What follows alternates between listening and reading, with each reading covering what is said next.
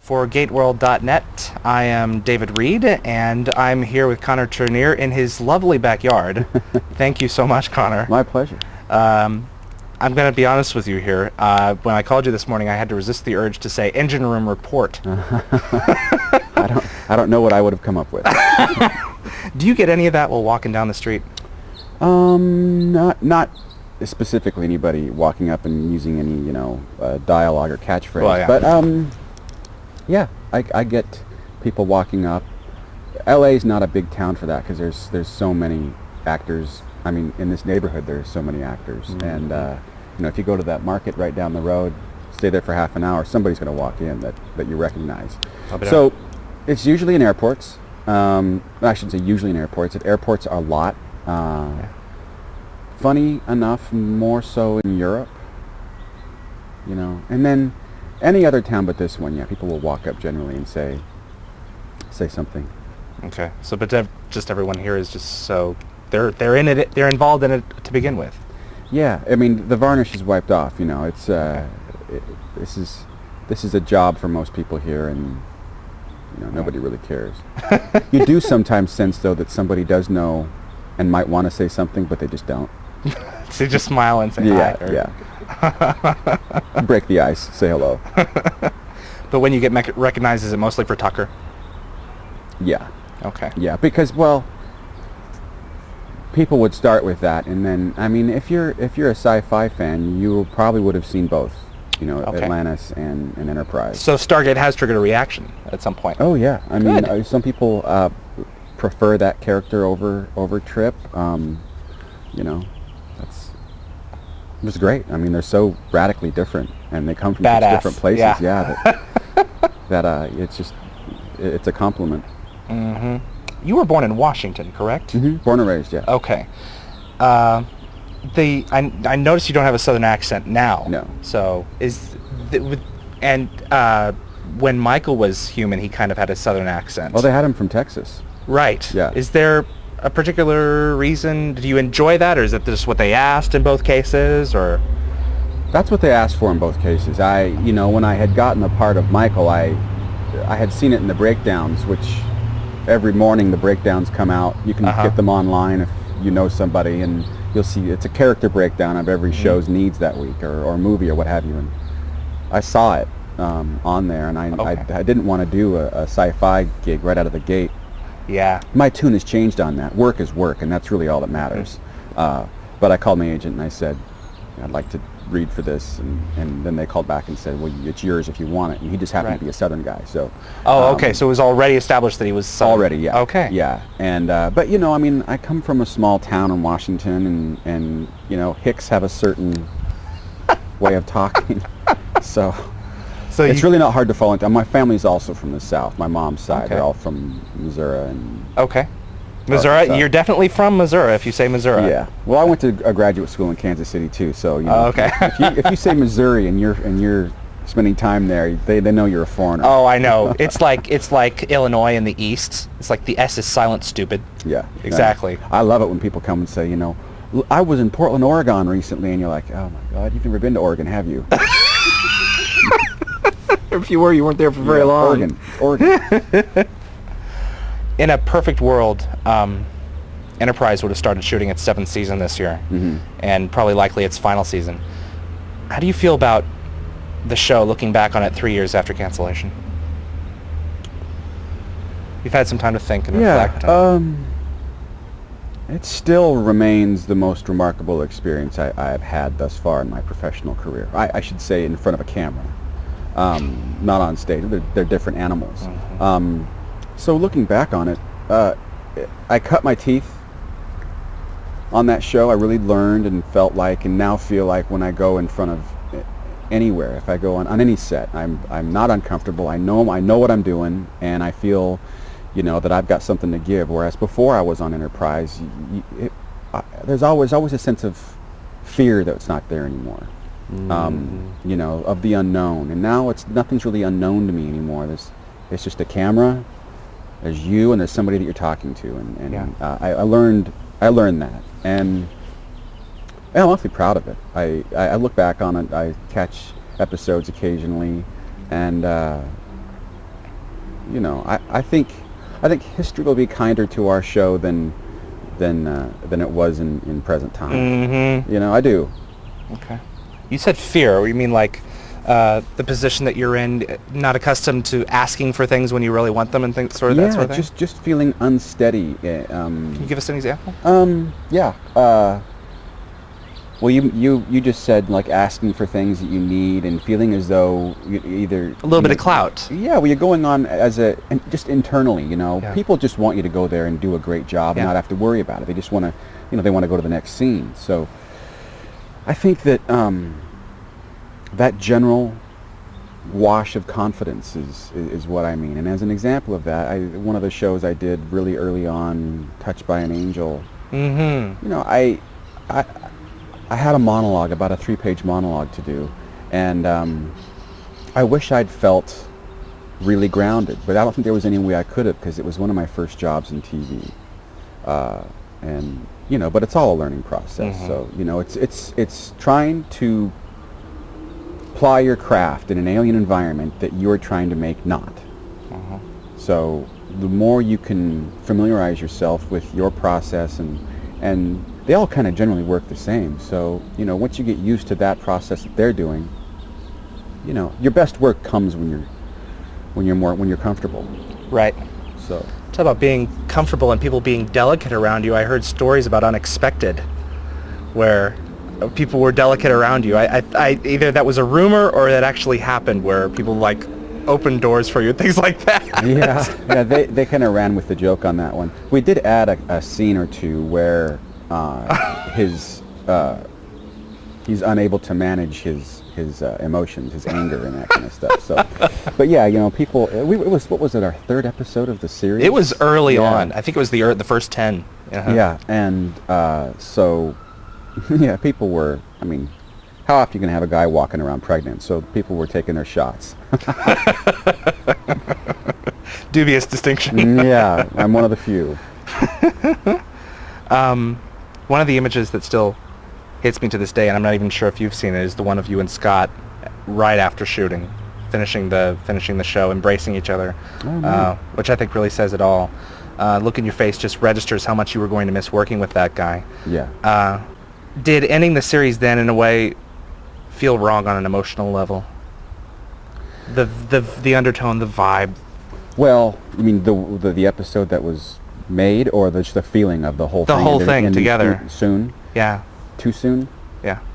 Well, I mean, you have to understand that this was hanging over our heads at the end of season 3. Yeah. Barely got it. Barely got it. The reason we got it was because they wanted to get that in or around 100 episodes for syndication. We knew that if they were going to go 5, they'd go 7, because if there was no reason to go 5. Yeah. So, having said that, it had been in our consciousness for a while. And it was, the thing that I guess was frustrating was the other series in the franchise. I mean, they didn't get any better ratings than we did, besides Next Generation. So, the climate had changed. We didn't have, I think, the internal fan base at the studio. Mm-hmm. I think that the network was, well, they folded. They became the CW. I mean, a lot of stuff was happening that had nothing to do with us, and so it wasn't Enterprise. It was just that Star Trek itself just became a little bit too expensive for what they were getting back. Could be. I mean, honestly, it could be Enterprise. They could have just said, we don't like this. I mean, we've gone to the well, and this one didn't work. But I honestly don't feel that way. So, when it ended, it did end, and how do you prepare for it? It's kind of like, the last day of high school, the last day of college, like these people that you spent so much time with, that you've really gotten to know, you're most likely not going to see very much anymore, if at all. And, it took a while. It took a couple of weeks to sort of get your feelings all in order. And I'm not working anymore. yeah, exactly. Right. But yeah, I mean, to be frank about it, it sucked, and we all,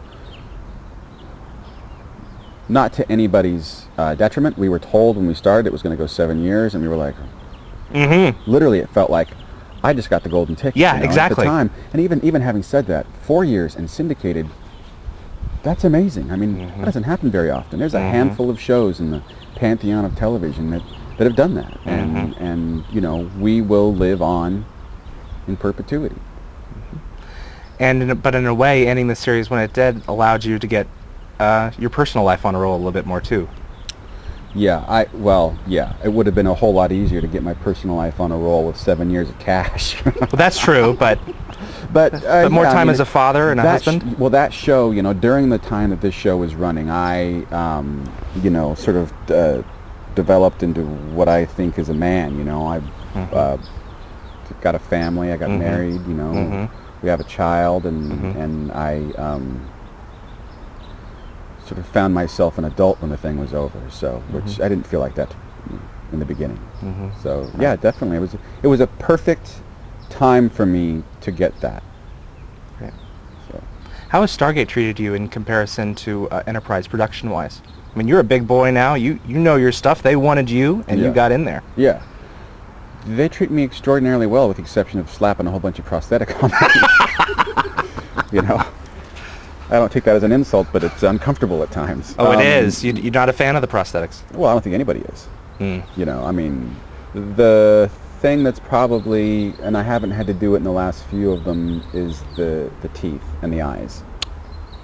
I think they changed them a little bit around at some point, didn't they? The eyes or the teeth? Both. Well, I don't have, at this point, I'm not wearing the teeth anymore because of his inability to completely evolve back to a Wraith. Okay. And it's the prosthetic last time I was on was I think as light as it had been. Good. Yeah. So in terms of making him not completely Wraith but not completely human, did you kind of chime in and say, let's lose the teeth and the eyes? You know, I didn't really have any say in that. Good. Well, at least you got what you wanted. Yeah, fortunately. Well, I think, you know, it's difficult. You got to loop a lot of stuff. You got to do ADR because, I mean, you know, you're a lisping Wraith. I mean, which is not, you know, the baddest ass in the world. So, but Andy's talked about that too. Really? They treat me very well up there, and you know, it's nice to feel like that they respect me, which I do feel that way when I'm there. You know, that I am a part of the process in crafting this guy, because he's different than the rest of them. Right. You know? Right. Exactly. I'd like to go back to Enterprise for just one more question. In retrospect, has its cancellation been better or worse for Connor Trinneer the actor and Connor Trinneer the person?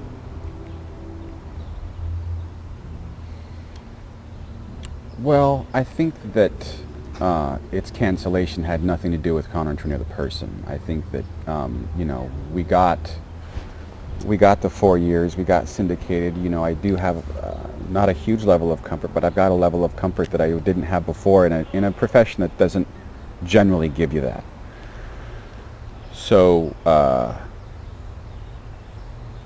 and then professionally, I get in a few more rooms now.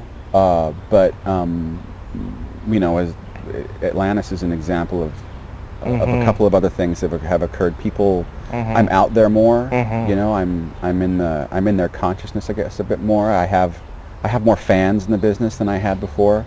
So it's benefited me in that way. I did think when I left that it was going to pigeonhole me as a sci-fi actor. Yeah. But I have to say that, you know, work is work is work, and it doesn't matter. So you're not being typecasted at all? No, I mean, honestly, I don't think that... And if I was...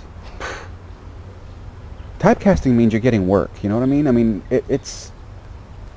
If it's in one genre, so be it. But it hasn't happened, and I don't expect it to happen. And I think in television, it's more difficult to get typecast in that regard. I think maybe it's more prevalent in films, but I mean, having said that, at the end of the day, I'm not typecast, and you know, I'm just hitting the pavement like the rest of them. Have you done any theater in the past 3 years? Gotten back to the stage at all? No, you know, when our son's 17 months old. Oh, wow. And you know, I really thought that I'd give it a couple of years for me to decide to go do some theater. I mean, I would do it here in town. I don't think I'd leave town. But you know, if the right part got offered to me, Right. I haven't put it as my primary focus. It's daddy time now. Yeah. It is daddy time, and it's also I mean, you can't make a living in the theater here in this town. It's impossible. Yeah. You just can't do it. I mean, as an example, in equity waiver 99-seat theater stuff in LA, you get paid $7 a performance. A performance. You don't get paid for rehearsal. So I mean, but again, that's the way it is, and people do tons of theater here, and I will do theater again here. But you know, I was sort of a bit more focusing on trying to you know, pay the mortgage and buy food. Right. But once you got those bases covered, do the stuff you love. Yeah, you know? totally. And I will get back on stage. I miss it desperately. You know, I haven't spoken any of Shakespeare's words for quite a while, so that'd be nice. All right, great. You did a lot of Stargate this year. 3 episodes in this one past season 3, which is more than can be said for many of the satellite actors. Yeah. Which brings you to a grand total of 5, including Allies, in which you offer just your voice. How do you feel about the development of the character so far? It's been one of the most controversial in the franchise. It had. No, I mean, I've looked it up a couple of times, and you know, people love it and people hate it. Yeah. I would have said that he is a specific thing in the show had the last episode I shot that hasn't aired not been so different. You know, I mean, for lack of a better way to put this, you know, he now has a whole bunch more power than he had before. He now has a way in which he can affect change as opposed to change affecting him. He has an army now. He has an army now, and he has a way to reproduce them. And, you know, I'm curious as to what might be the next step for his... He created an army, as far as I'm concerned, to protect himself. Really? Okay, not to conquer or anything like that, but well, just as you defense? know, once he figured a couple things out, he figured out he could do a few things, and that might be one of his MOs. But initially, I think, you know, he was so a man without a country, and was so worked on by everybody that I think, you know, out of desperation and, you know, using his wits and his intelligence, that he was able to do this. So I guess my question would be, is I wonder what the next move is. Is this army gonna move? Are they gonna go attack the humans or the Wraith, or is he still pissed off? I don't know. I'm curious to find out, because I really think that the storyline has legs on it. I mean, I think it's got a lot that you know, it can offer a lot. So, It's not linear, and it could anything could happen next. Right. You know, and the work on him and his own, you know, he's neither human or Wraith anymore. Yeah. You know, he's a true hybrid, and is that going to be okay with him? You know, he seems to have a little bit of choice now that he didn't have previously, and I wonder if they'll, you know, utilize that in his development. It all depends on how good he is willing to be, because everything that has happened to him, it's interesting. We've pushed this guy into a corner. Absolutely. Everything that has happened to him is our fault. Yeah, exactly. Exactly. I mean, he says it to him point blank over and over again. Yeah. You did this to me. Bear in mind that everything I'm doing is because of what you did. And why should I trust you? Ever. Right, ever. So, right. So I'm curious. I you know, I haven't heard from them, but oh, no doubt you'll be back. I can't imagine that. I mean, they would after having shot the last episode. I mean, it's more up in the air than it ever was. So, what has been your favorite episode out of the 5 so far? I mean, we've got you on a planet in one. We've got you amassing armies in another. We've got an enigmatic episode. The first one, and something about the last one I liked a lot. The first one, I think, because it was a real acting challenge. 2 levels. Yeah, and you know, I was really out there creating a character for myself, and that's always so much fun, you know, to be able to do that.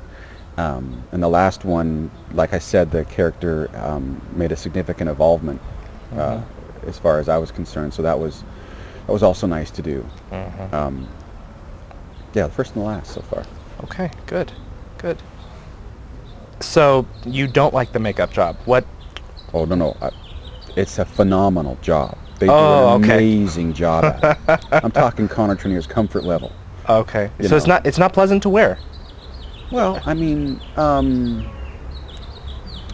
my skin doesn't handle the removal product very well. So, yeah, it's a little. I don't think there's ever going to be a situation where that will be great fun for Okay. me. You know, I mean, I go home and my face is beet red, and I have to put it in like ice cold water for you as turn long as I into an can because it's eggplant. angry. Yeah. You know, and then I do that for a few days in a row, but it's just the way it is. I mean, I'm not by no means am I trying to complain here. I'm simply stating a fact that, you know, it's my type of skin, mostly for the removal process, is just kind of a nightmare. Okay. So Okay. I've tried a few things that felt like acid on my face to try to calm it down.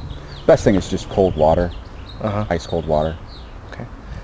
But I have to say, I look at myself in the mirror when it's all done, and I'm like, hey man, absolutely. I mean, when you're ready to go on stage. Yeah, I mean, Yeah. it's, you know, if you don't feel like the part, just look in the mirror. You know, it'll set you right in there. So, And the time that you have to sit there, does it help to become that person? no. Oh no, I not mean, watching it go on. It's such a process, and it's such a, you know, and the gal who's done it the most for me, Celine, you know, we get along so well. We just wind up, you know, chatting for like 3 hours, and by the time it's all ready to go, you know, I get back into my trailer and I put the costume on, which also helps a great deal, and then, you know, look at my stuff a bit, and then I'll spend some time in front of the mirror and you know, let it sink in. So you say 3 hours takes to get it on? Generally, yeah. Okay. Is that quicker than it used to be? No, it's kind of always been about that. Okay. I mean, I think it's partly the stuff has to dry properly, and you have to then powder it. So it's not so much how much you're laying onto a person as the whole process takes that long. Okay. All right. I asked Andy Frizzell this question, the Wraith Queen, all the Wraith females, and now I'm going to ask you because I think Michael has a really interesting perspective. Are the Wraith evil? Well, if you're a human, they are. No, I mean, they're like anybody else. It just so happens that human beings are their food source. That's the way it is, you know, and they're a thorn in their side. Are they evil? No, they are an empire trying to expand like any other empire is trying to expand. I mean, in history, are the Romans evil? Well, if you dig deeply enough, at certain points, in certain places, and to certain people. Yeah. But generally, they were considered a great society. Just happens that the Wraith aren't. Well, it just so happens that it's the point you look through. You know, it's the lens you're looking through. I mean, I don't think that... are they inherently evil? I think inherently evil stuff is kind of boring. I mean, there has to be, you know, you could be evil, but the more important thing about you is what are you going for? You know, evil is one-dimensional. Yeah, Michael's not evil. No, he's not evil. In fact, we have yet to see what he really is. He's merely defending himself at this point. I mean, I'm curious to see what may turn out if he does feel as though he has some strength and power enough to make a move on anything. How he does that? You know, is he going to torture people? I mean, you know. Do you think he'd be receptive to Taylor? Well, I guess now that I think about it, he tried to do something to Taylor the last time we saw him, but do you think he'd be willing to kill her? Yeah. He wouldn't be willing to listen to her? I think that he has a connection to her. Which makes it a little curious as to why he'd kill her. Yeah. I mean, was he going to kill her? Kind of seemed like it. Yeah. Maybe not. Maybe make him his queen. Make her his queen. Yeah. I honestly think that the connection that he has with her is based upon some deep-seated, you know, she's got some Wraith in her. Yes. And he, you know, I think that there's a connection there that, like, you know, that as opposed to Ronan's quality is so much about, anger and stuff, and she tends to be a little more willing to understand what he's doing. So, I mean, is that enough to create a dynamic? They already have one. So, yeah, I'd be curious. I'd also be curious to see how he showed up with the Queen again, if he saw her again. She wasn't very nice to him. In fact, no. And none of them are, because he's the bastard stepchild. He's like, he's the one who's not them, and he's not anybody, but he keeps sort of hanging out and wanting help. So, right. Do you yourself sympathize with the chain of events that he has been put through? I mean, you kind of vie in for him to try and do something good next time around. Come on. I'm pulling for him. I'm pulling not just because I'm playing him, but I'm pulling for him because I think that it's an interesting situation they put him in. I mean, the question is as when we deal with this a lot now, I mean, what responsibility do you bear your enemy? How are you meant to treat somebody? I mean, not to say that the Geneva Convention gets played out in space and stuff, but in a sense it does. And the idea of how we as human beings are responsible for the treatment of others, be them friend or foe, says a lot about you as a society. I mean, hell, we're dealing with this right now, Yeah. So I think that there's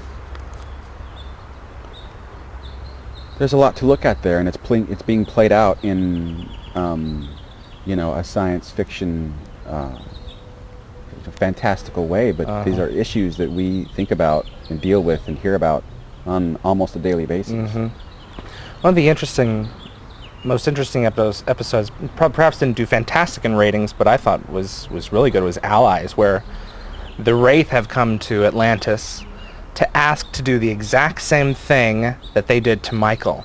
But there was never a scene that explained how he felt about that. He just kind of went along and did it. Right. How do you think he felt when his hive chose to put their enemies through the same process the Atlanteans put him through? I think at that point in time, he's simply hoping he can keep his ass safe. I mean, I really do. I think that his MO was merely just, I need to be able to keep myself not from getting attacked or ostracized or... Right. Because he was kind of the messenger, and once there was a treaty established, or once they were finished with it, he was like, I need to get out of here. Yeah. They're going to kill me. Right. I mean, it's never been a good day on the hive ship since he had his medication. Bottom line, do you believe that the Atlanteans are justified in genetically mutilating their enemies? Would you have done the same thing if they were in their position? If I had come across a technique or drugs to neutralize life-sucking aliens and the life-sucking alien enemies that I have, I mean, I think so. I don't think you have a choice not to. It's like, do you use the bomb if you have it? Yeah. When it's either that or all-out annihilation. Yeah. I mean, there's not been a great deal of philosophy played out through it, though. That here is why. Yeah. That would be interesting to see. Here is why. How do you rationalize it for yourself? I mean, are you just a militaristic people who will use anything, the best, newest technologies to eliminate your foe, or again, we harken back to this, but do you bear any responsibility to your enemy? If not, that's one thing. If you do, that's another thing entirely. But what do you become afterwards? What do you what? What do you become afterwards? Yeah, exactly. What is the legacy of what you're doing? Were you given any homework regarding the Iratus bugs before Vengeance? I showed up and they gave me 3 episodes that I thought I should see. Okay. Yeah. Okay. Yeah. I was watching it and I knew that they were trying not to make it look phony, with the prosthetic people and the creatures and keeping them all in the dark, Yeah. Do you think they achieved that well? I don't know. I haven't seen it. Oh, you haven't? Okay. I think that, like with anything, like when you're using big foam alien style stuff, you always get better at it. You get better at it. You know, because if they're gonna use these guys, they're gonna have to see them in action. Mm-hmm. You know, better be prepared for it. Yeah, and it better work. Because Mm-hmm. you know, you don't want it to. Nothing is worse than watching it and going, "Oh, the monsters suck." You know, you don't want the monsters to suck. You want to believe them. Yeah, right. Who among the cast have you enjoyed working with the most? Well, I really liked working with Paul. Oh! But having said that, though, a lot of my scenes were with Rachel, and she's a dream to work with. She's awesome. I have to say, working with that cast up there has been nothing but a great deal of fun. I mean, they're all really good actors. They all have a good time. I mean, it reminded me of our own show in the sense that, you know, everybody's going there, they're working hard, but they're having fun doing it. You know. They don't have to. Yeah. They don't have to, and I've been around sets where people aren't having any fun, and it sucks, you know, and there's no need for it, frankly. You know, nobody seems to be, in my experience, you know, grandstanding or anything like that, and I have a great time working with those guys. Like I said, most of my stuff has been with Rachel, and a lot of it was with Paul. I did a lot with Joe in the last one, but you know, I've gone out with them afterwards before, and you know, they're just great folks. They're great folks. Okay. What would you like to see become of this character in the future? More of him. This is good. This is good. But where would you like us to run into him again? Well, see, that's a good question. I mean, now here's what I wonder. I wonder, how do you get him back into the fold? What is it that gets, because at this point in time, he's got an army, and he has ways in which to jump from location to location. What is the thing that has him cross paths with them again? Does he, you know, has he become sort of, you know, the dread pirate Scott, and is he out there robbing people, or is he out there, does he have a bone to pick still? I don't know. One of the things that I was wondering is, what would happen if the genetic boat that they put him in started being debilitating and started to kill him? Fantastic. Would it be... He needs help again. Yeah. Would he become more of a wild animal and just blockade himself behind these guys until he's dead? Or would he actively seek their help because, I hate you, but you're the only ones who know what you did? Right. And not only that, I mean, he's a smart enough man that he knows that he's onto something really hot.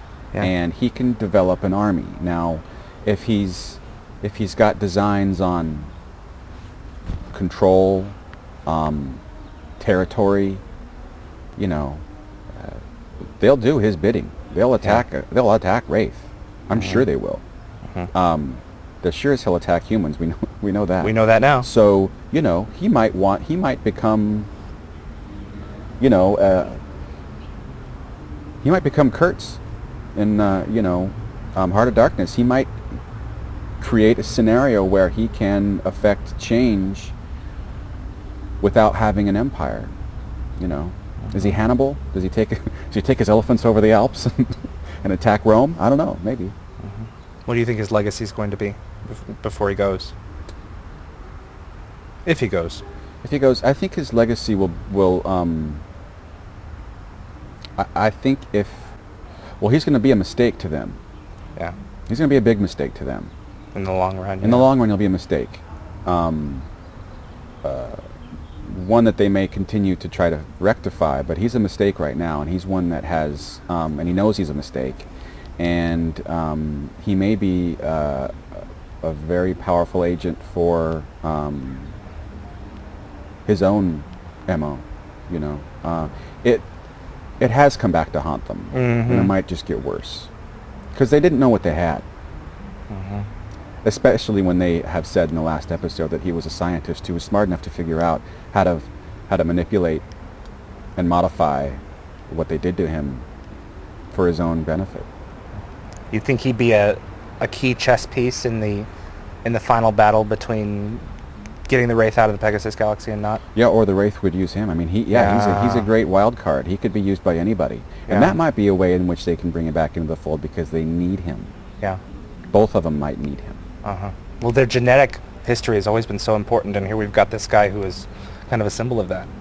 So, what about Michael and Ronan finally duking it out? Well, that would be fun. Because Jason's a good fighter and I'm a good fighter. Yeah. I think, though, that would... This is my personal feeling, or just I'm sort of riffing on this, is that I don't think you're going to see a lot of one-on-one. You know, you're not going to... He's much too important now and has far too many nasty things behind his back to even... Unless he finds himself in a strange situation, which could happen. Right. You know. But, I mean, it'd be a lot of fun. I mean, you know... The look in their eyes at each other, they're just begging for it. You know, it's like, man. Let's just go into a room and finish it. Me and you. What about you, Connor? What are your plans? Do you have any projects coming out, any on the horizon, or is it just Jasper? No, I mean, you know, I gotta work. I did a pilot as a recurring part for this Showtime show called Man-Child that hasn't been given an air date, so I don't know anything about that yet. So I shot that a couple of months ago, and then my writing partners and I are developing a couple of stories that we're gonna take to sci-fi and see what they have to say. Fantastic. Yeah. So Great. you know, I can't let the cat out of the bag, but you know, we've got a meeting, so it's all you can really ask for, you know. Okay. And other than that, you know, I tested for a pilot a couple days ago. You just keep on keeping on. Yeah, right. You know. About your own, these projects that you're talking about, I think everyone wants for just good quality TV. Is that a goal in mind for you? Good. Yeah, I mean, you know, I think I have a good eye for what's good, and my writing partners definitely do, and you know, they are entrenched in what it means to be a science fiction fan. So they've got a good eye for that, and I mean, I'm not the writing guy. Okay. Would you star and like executive produce, or? Yeah, I would star in it. You know, here's the thing. Yeah, I would star in it, but I would also just like to get them done. I mean, whether or not, you know, they thought that I was ultimately right for it or not really wouldn't matter to me as much. I mean, I would like to get into that part of the game of like of creating a good show. So we're working hard at that. That's kind of the thing that's on the burner right now. Okay. So good. And then, you know, the rest of it is grist for the mill, man. You know, you just exactly. Because the way this thing works is it ebbs and it flows. You know. Yeah. You know, you're hot for a minute and then nothing happens, and then hopefully you can keep enough of those things strung together that you develop a career out of it. So. Right. It's so rare to have the Enterprise come along where you're good and solid, steady stream. Other than that. Yeah. Yeah. So you know, you have to swallow that pill, and that's the way it is. And you know, I'm not a plumber, and I'm not a teacher, and I'm an actor, and the actor's life is catch as catch can for a great deal of it. You know, and you know, I'm fine with it. I love being an actor. I can't imagine being anything else. Right. I mean, I didn't set myself up for any other thing to fall back on, so I don't really. That's all I got.